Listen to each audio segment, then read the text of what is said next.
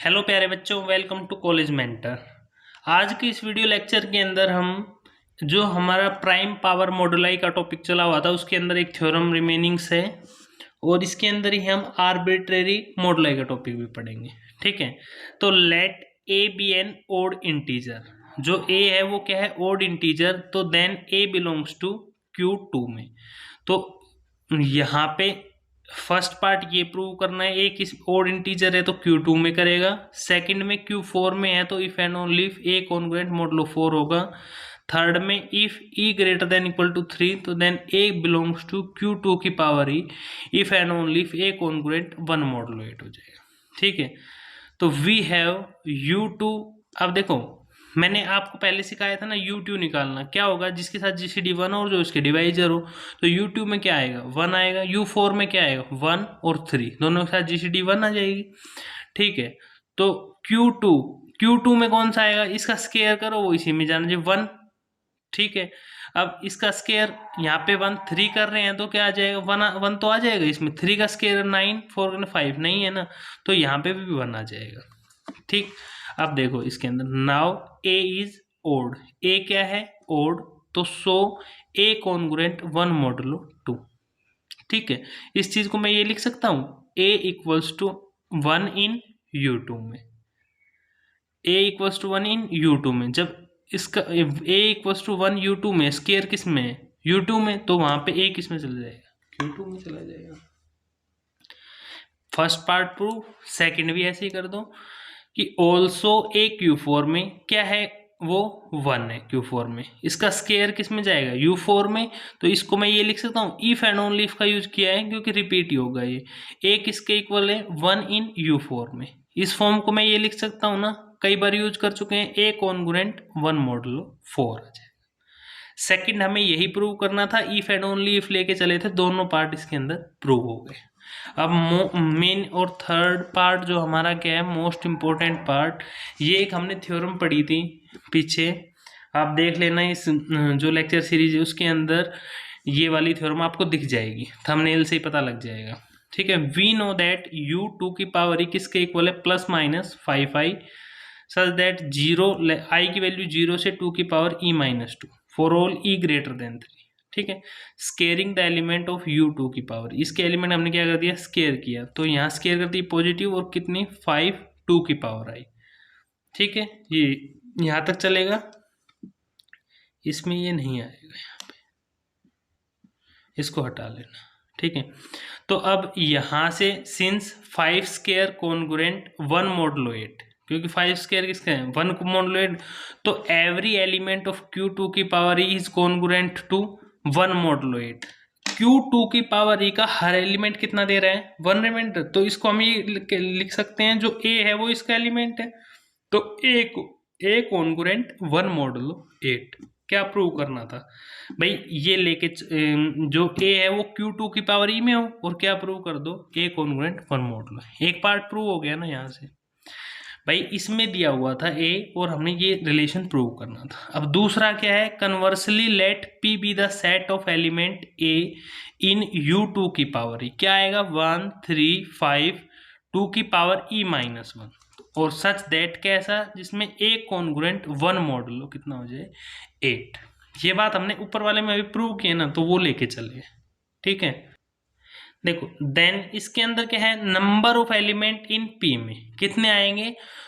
U2 की power E की cardinality upon 4, मतलब number of element in Q2 की पावर E में। क्यों? क्योंकि जो 2 की पावर E वो किस में कंटेन कर रहा है? P में। तो वी हैव Q2 की पावर E किसके इक्वल है? P। P क्या है?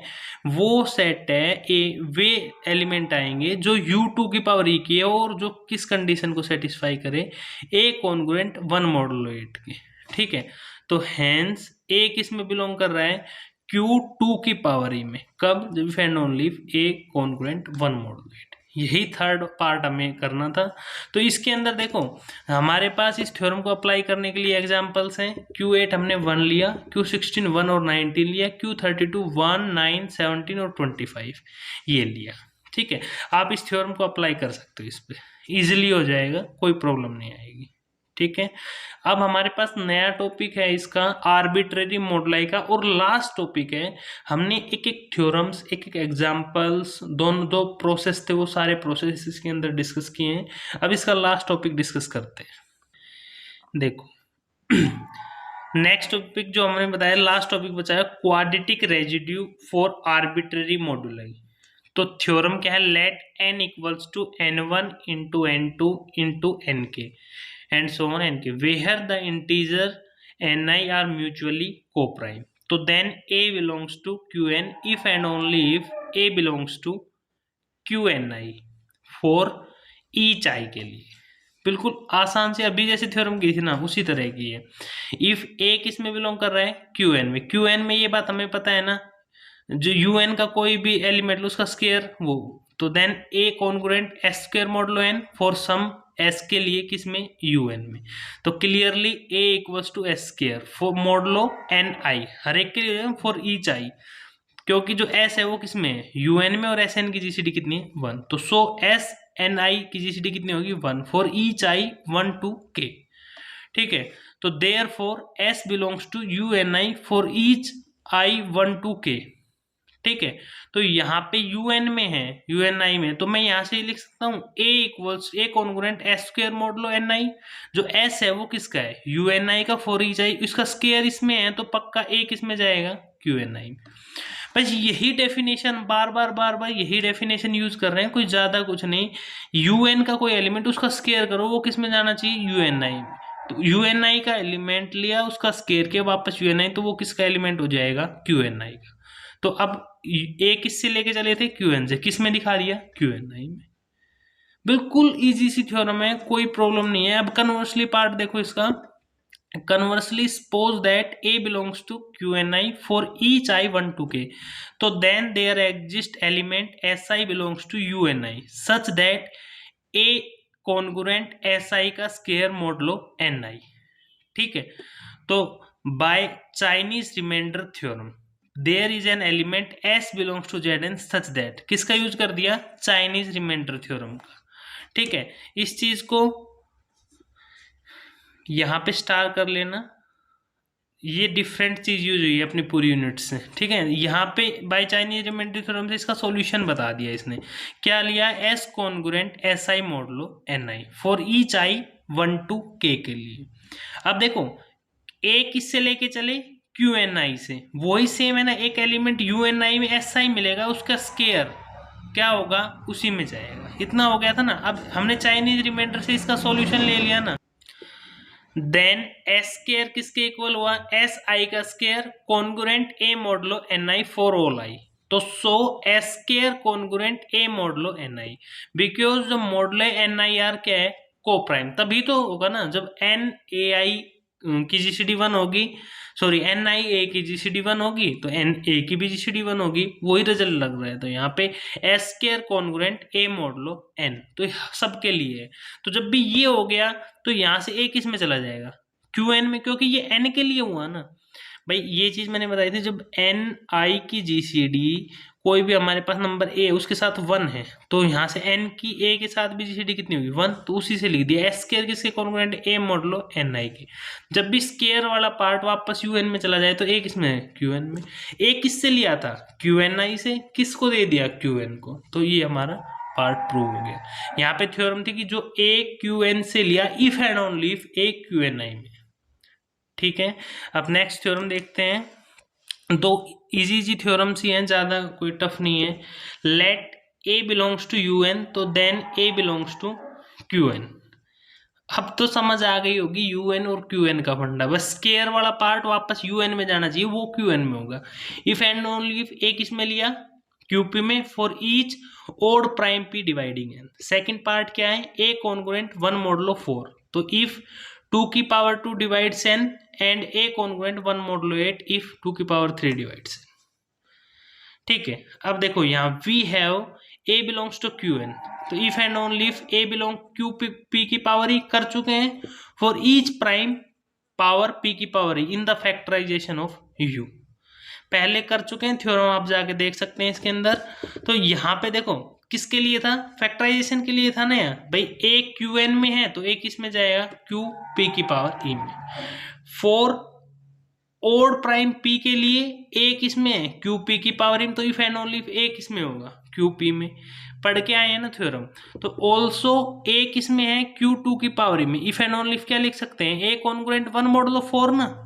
तो and E greater than equals to 3 ले रहे हैं तो ए क्यू टू की पावर ई किस में आया? 2 की पावर ई। तो उसके लिए क्या रिजल्ट आया था? If and only if A congruent one model 8। यही चीज तो दिखानी थी। जब 2 से ग्रेटर देन 3 या 3 से ग्रेटर देन तो उसके लिए क्या आ जाएगा? ए कॉन्ग्रुएंट वन मॉडल 8। ठीक है। अब एक और एग्जांपल देख लो। ये प्रूव दैट Q144, ये हमारे पास ये 144, तो हमने इसको प्रूव करना है। अब देखो लेट n क्या लिया? 144। इस फॉर्म में 2 की पावर 4 इसका प्राइम फैक्टराइजेशन कर दिया। n एलिमेंट a किस में है? 144 U144 is a quadratic residue if and only if a belongs to Q3 and a congruent 1 modulo 8। ठीक, तो सिंस Q3 के अंदर क्या है? 1, तो a ही आएगा ना। तो किस में है वो? Z3 में। दिस इज इक्विवेलेंट टू किसके? a congruent 1 modulo 24। तो देखो सिंपल सी बात है, यहां से कितना आ रहा है? हर एलिमेंट क्या दे रहा है? 1 दे रहा है ना। तो Q44 के अंदर कौन सा आ जाएगा? इससे जो भी लेस है उसके वो कितना दे? 1 दे, मतलब GCD 1 हो। Q44 में 1, 25, 49, 73, 97, 1।